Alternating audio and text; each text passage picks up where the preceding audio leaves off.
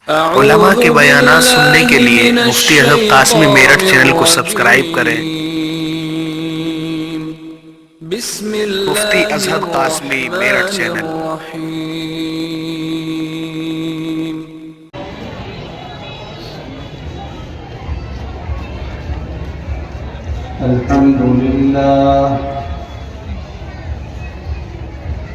الحمد لله نحمده ونستعينه ونستغفره ونؤمن به ونتوكل عليه ونعوذ بالله من شرور أنفسنا ومن سيئات أعمالنا من يهده الله فلا مضل له ومن يضلله فلا هادي له ونشهد أن لا إله إلا الله وحده لا شريك له ونشهد أن سيدنا وسندنا وحبيبنا وشفيعنا ونبينا ومولانا محمدا عبده ورسوله صلى الله تعالى عليه وعلى آله وأصحابه وبارك وسلم تسليما كثيرا كثيرا وداعيا إلى الله بإذنه وسراجا منيرا أما بعد فأعوذ بالله من الشيطان الرجيم بسم الله الرحمن الرحيم ألف لام ميم ذلك الكتاب لا ريب فيه هدى للمتقين وقال النبي صلى الله تعالى عليه وسلم إن الله يرفع بهذا الكتاب أقواما ويضع به آخرين وقال النبي صلى الله تعالى عليه وسلم إن الذي ليس في جوفه شيء من القرآن كالبيت الخرب صدق الله وصدق رسوله النبي الأمي الكريم رب اشرح لي صدري ويسر لي أمري واحلل عقدة من لساني يفقهوا قولي رب زدني علما اللهم صل على سيدنا محمد وعلى آل سيدنا ومولانا محمد وبارك وسلم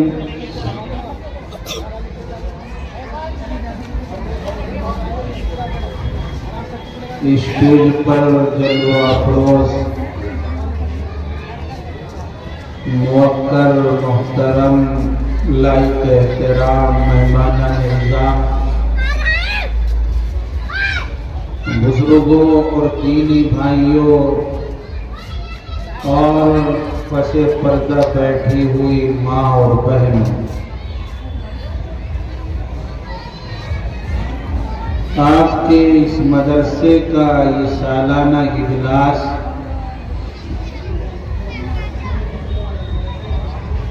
جو عزیز القدر حضرت مولانا مفتی محمد صاحب اور ان کے رفقائے کار اور اراکین اور معاونین کی کاوشوں سے منعقد ہوا، اور یہ پروگرام اب اختتام کی طرف رواں دواں ہے۔ تھوڑے وقت کے بعد اس پروگرام کا اختتام عمل میں آ جائے گا۔ آپ حضرات نے اس پروگرام کے توسط سے اور حوالے سے علماء، طلباء، شعراء کی زبانی مختلف انداز میں، مختلف لہجوں اور لہجے میں دین کی باتیں سنی، سماعت کی، اور بہت سی دینی باتیں ابھی آپ حضرات کو سننا باقی ہیں۔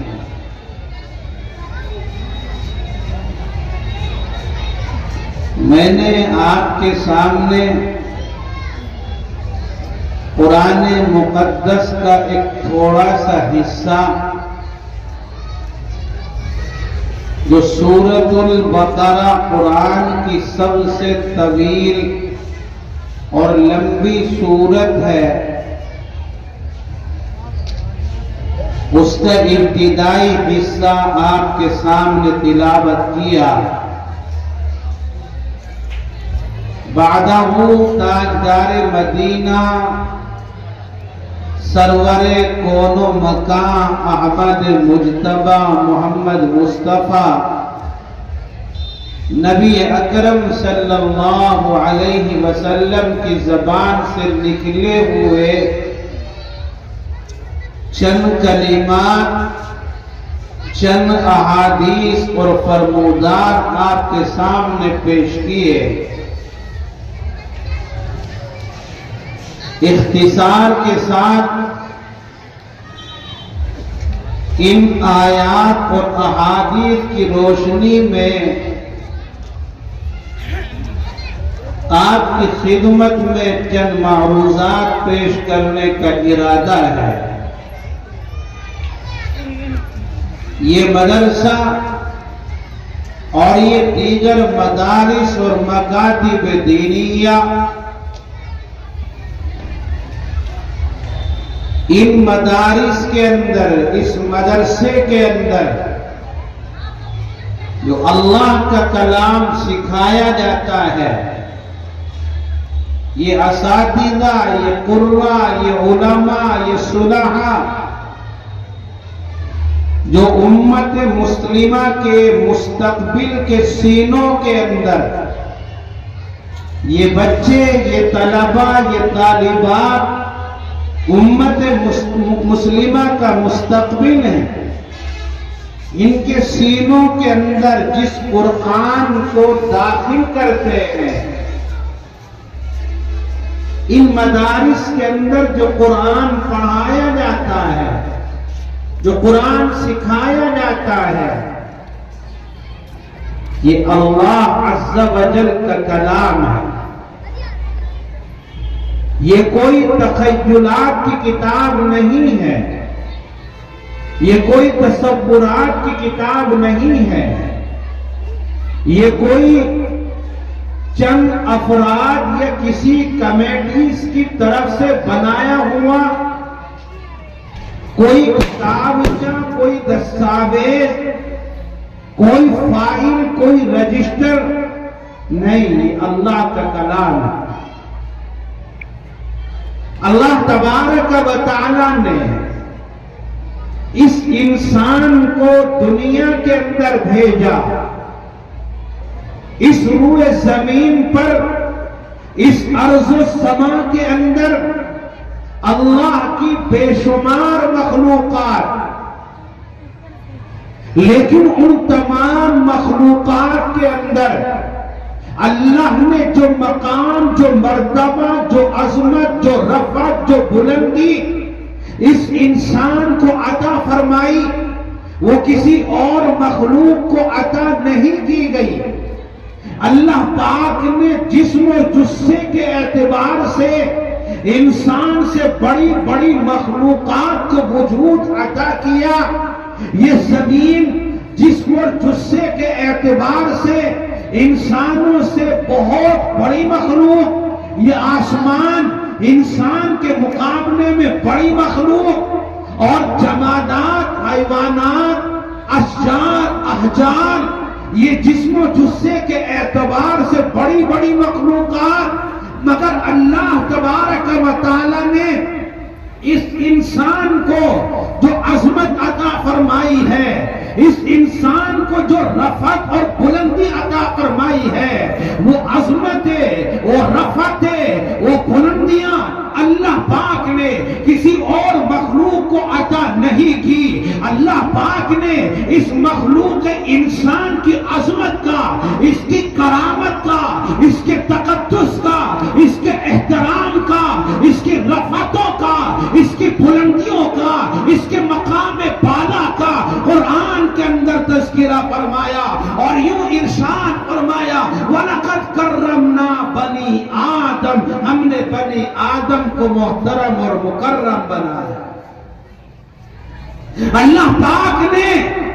جو حسن تقویم کا انتخاب اس انسان کے لیے کیا، وہ کسی اور مخلوق کے لیے نہیں کیا گیا۔ اللہ پاک نے قرآن میں اس کا تذکرہ فرمایا، 20ویں پارے کی سورۃ التین کے اندر حق جل جلالہ وعظم نوالہ ارشاد فرماتا ہے لَقَدْ خَلَقْنَا الْإِنسَانَ فِي أَحْسَنِ تَقْوِيمٍ، ہم نے انسان کو احسن تقویم میں پیدا فرمایا۔ اللہ پاک نے ایسی عظمت والی، ایسی کرامت والی مخلوق پیدا فرمائی، اور اس مخلوق کو دنیا میں بھیج کر یہ مخلوق زندگی کیسے گزارے، یہ اپنے صبح و شام کو کیسے گزارے، اس کی نشست و برخاست کا انداز کیا ہو، اس کے کھانے پینے کا طریقہ کیا ہو، اس کے رہنے سہنے کا انداز کیسا ہو، اللہ پاک نے اس انسان کو دنیا میں بھیج کر بے لگام نہیں چھوڑ دیا، مطلق العنان نہیں چھوڑ دیا، بلکہ اللہ پاک نے اس انسان کو راہ ہدایت سکھانے کے لیے، راہ ہدایت بتانے کے لیے، صحیح ضابطہ زندگی گزارنے کا سکھانے کے لیے اپنے نبیوں کو دنیا کے اندر بھیجا، اور کم و بیش 1.25 لاکھ انبیاء دنیا کے اندر آئے۔ یہ انبیاء کا سلسلہ جو سیدنا حضرت آدم علیہ السلام سے شروع ہوتا ہے، اور اس سلسلے کے اندر حضرت نوح آتے ہیں، شعیب آتے ہیں، ادریس آتے ہیں، شیس آتے ہیں، موسیٰ آتے ہیں، اور عیسیٰ آتے ہیں، شعیب آتے ہیں، ہارون آتے ہیں، داؤد آتے ہیں، سلیمان علیہ السلام آتے ہیں۔ کم و بیش یہ 1.25 لاکھ نبیوں کا ایک خوبصورت گلدستہ اللہ پاک دنیا کے اندر بھیجتا ہے۔ یہ سارے نبی دنیا کے اندر اسی لیے آئے کہ بندگان خداوند کو، مخلوق خداوند کو، اور اس کے سب سے اعلیٰ ترین مرد کو، انسان کو جینے کا ہنر بتائے، جینے کا ہنر سکھائے، اس کے لیے زندگی گزارنے کا لائحہ عمل ان کے سامنے پیش کرے۔ ہر نبی کو اللہ پاک نے اسی لیے دنیا میں بھیجا، اور جیسے جیسے ضرورت پیش آتی رہی، اللہ پاک نے نبیوں کو صحیفے دیے، اللہ پاک نے نبیوں کو کتابیں دی، اور جب باری آئی تاجدار مدینہ صلی اللہ علیہ وسلم کی، تو اللہ تعالیٰ نے آپ علیہ السلام کو جو کتاب عطا فرمائی، اسے ہم اور آپ قرآن کے نام سے جانتے ہیں۔ یہ قرآن پہلی جو کتابیں اللہ نے اتاری ان کتابوں کے مقابلے میں ایک نمایاں حیثیت کی حامل یہ کتاب، ایک اہمیت کی حامل یہ کتاب، اس لیے کہ قرآن سے پہلی جو کتابیں تھیں وہ اللہ کی طرف سے پیغامات تھی، اللہ کی کتابیں تھی، لیکن اللہ کا کلام ہونے کا شرف نہ تورات کو حاصل، نہ انجیل کو حاصل، نہ زبور کو حاصل، کسی کتاب کو کلام الہی ہونے کا شرف حاصل نہیں تھا۔ یہ قرآن یہ اللہ کی کتاب بھی ہے، یہ قرآن اللہ کا پیغام بھی ہے اور اللہ کا کلام بھی ہے۔ رسول اکرم صلی اللہ علیہ وسلم نے ارشاد فرمایا تبرک بالقرآن فإنہ کلام اللہ وخرج منہ، کہ قرآن کریم کے ذریعے برکت حاصل کرو، اس لیے کہ یہ اللہ کا کلام ہے اور اللہ کی ذات سے نکل کر کے آیا ہے۔ اللہ پاک نے سب سے افضل، سب سے اعلیٰ کتاب اپنے افضل اور اعلیٰ پیغمبر اور لاڈلے نبی محمد عربی صلی اللہ علیہ وسلم کے اوپر نازل فرمائی۔ پہلی کتابیں دنیا کے اندر آئی اور نبی دنیا کے اندر موجود رہے، اس کتاب کی حفاظت کرتے رہے، کچھ دنوں کے بعد میں بھی ان کی حفاظت ہوتی رہی، مگر ایک دور آیا کہ ساری کتابیں تبدیلی کا شکار ہو گئی۔ اصل شکل میں نہ تورات موجود، نہ انجیل موجود، نہ زبور موجود۔ اللہ کی آخری کتاب، اللہ کا یہ آخری کلام اور پیغام جو قرآن کی شکل میں اللہ نے ہمارے لیے عطا فرمایا، چونکہ اس کے بعد میں کسی کتاب کو نہیں آنا تھا، اس کتاب کے بعد میں کسی پیغام کو نہیں آنا تھا، کسی کلام کا نزول نہیں ہونا تھا، اس لیے اللہ پاک نے اس کی حفاظت کا ذمہ نہ اپنے لاڈلے پیغمبر کے اوپر رکھا، نہ اس کی امت پر کے اوپر رکھا، نہ صحابہ پر اس کی حفاظت کا ذمہ رکھا، بلکہ اللہ نے اس کی حفاظت کا ذمہ اپنے اوپر لیا اور ارشاد فرمایا اِنَّا نَحْنُ نَزَّلْنَا الذِّكْرَ وَإِنَّا لَهُ لَحَافِظُونَ،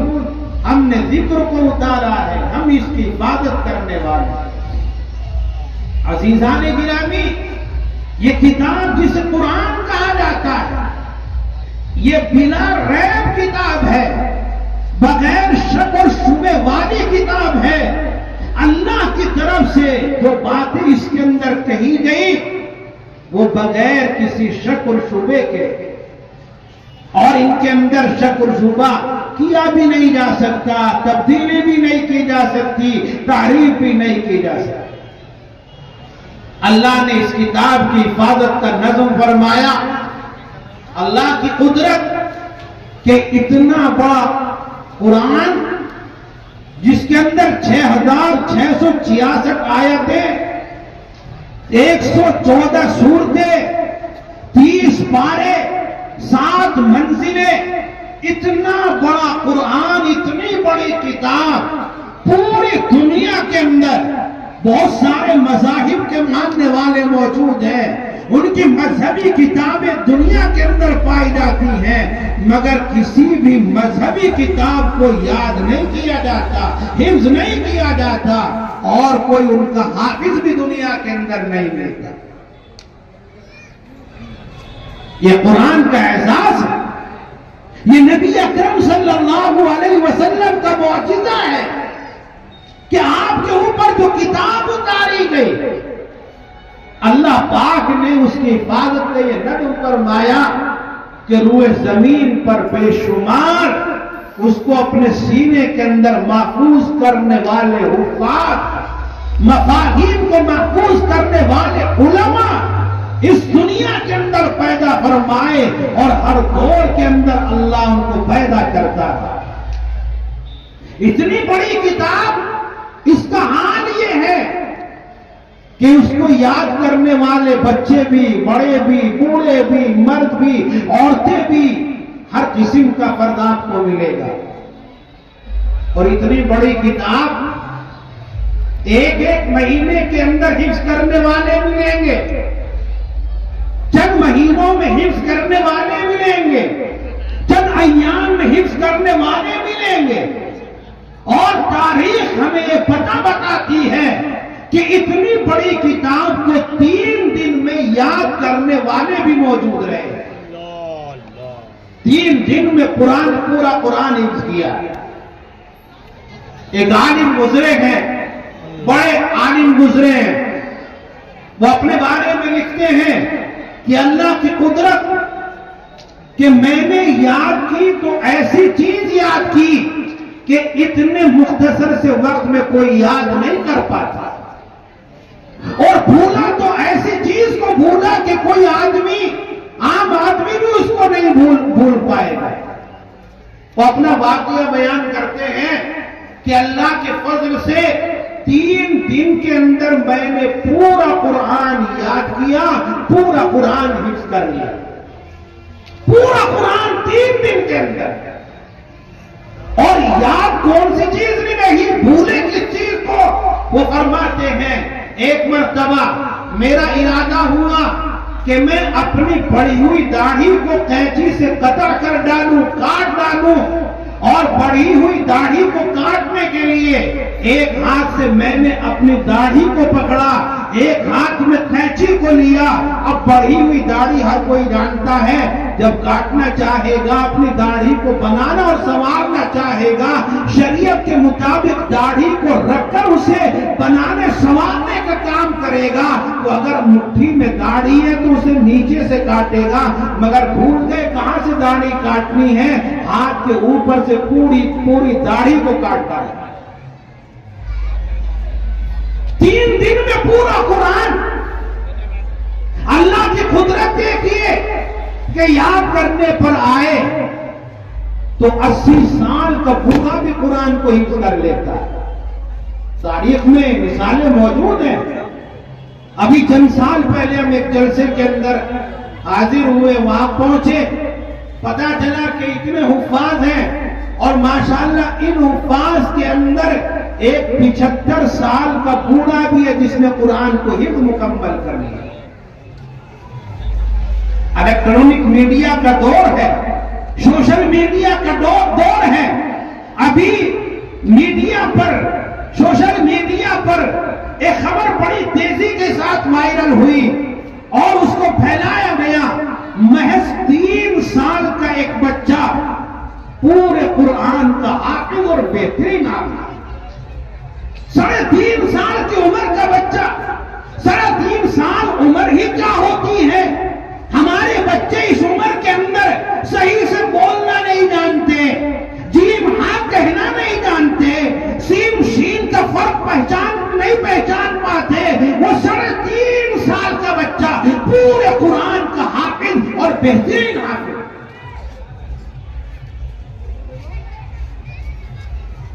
میرا بھٹکل کا سفر ہوا، بہت خوبصورت سا اور بڑا مشہور،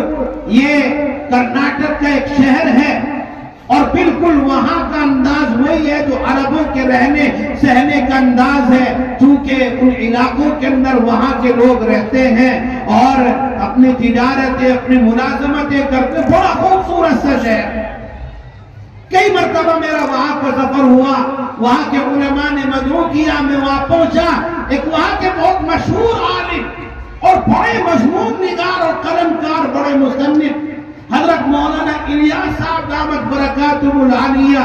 ایک یونیورسٹی کے بانی ہیں اور بڑے کالج کے پروفیسر ہیں، ایک جامعہ اسلامیہ کے محدث ہیں، بڑے آدمی، بڑا کام کر رہے ہیں۔ فرمانے لگے حضرت مفتی صاحب، اللہ کے فضل سے تھوڑا سا وقت میں نے اپنا خاص کیا، مگر عصر سے لے کر عشاء تک کا وقت لاک ڈاؤن کے اندر، جبکہ سارے لوگوں کی زندگیاں متاثر تھی اور نظام مقلوب ہو کر کے رہ گیا تھا، میں نے اپنے لیے اس کو لازم کیا کہ عصر سے لے کر عشاء تک کا جو وقت ہے میں اس وقت کو مسجد کے اندر گزاروں گا۔ میں حافظ قرآن نہیں تھا، اس تھوڑے سے وقت کے اندر میں نے قرآن کو یاد کرنا شروع کیا، بحمد اللہ اس تھوڑے سے وقت میں مجھے قرآن حفظ بھی ہو گیا اور قرآن یاد بھی ہو گیا. بڑی عمر کے آدمی ہیں, چھوٹا سا بچہ بھی قرآن کو محفوظ کر لیتا ہے اور بڑا آدمی بھی قرآن کو حفظ کر لیتا ہے. اور یہ حفظ قرآن کرنے والے یہی نہیں ہیں کہ صرف قرآن کو اپنے سینے میں محفوظ کر لیا.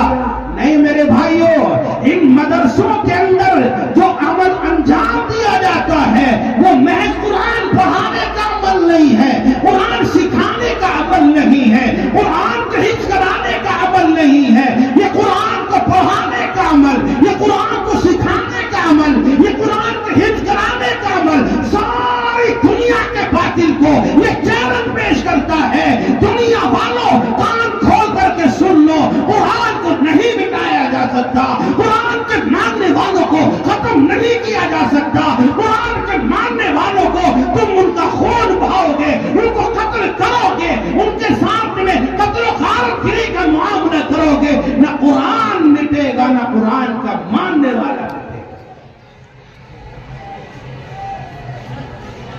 اسلام اور مسلمان دنیا میں مٹنے کے لیے نہیں آیا.